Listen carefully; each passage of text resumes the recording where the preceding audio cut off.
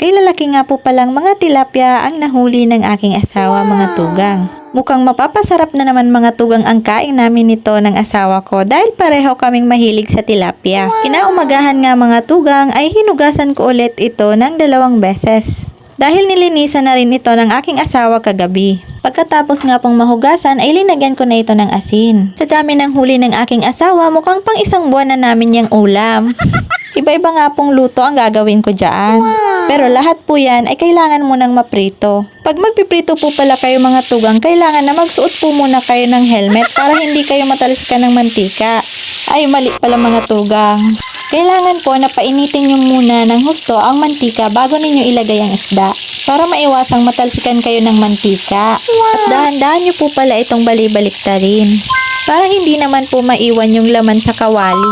Kapag ganyan po na nagdikita na ay wag na ninyong paghiwalayin. Dahil destiny na po sila, sige kayo rin ang mahihirapan. Sabi daw mga tugang kapag nagprito kayo at natalsikan kayo ng mantika ay nakain daw kayo nung maliliit pa kayo. Ay hindi ko nga po alam mga tugang kung totoo ba gayon. Dahil sabi-sabi nga lang at wala naman pong basihan. Sige na nga po at ipagpapatuloy ko ng pagpiprito. Dahil marami-rami pa po ito. Maraming salamat.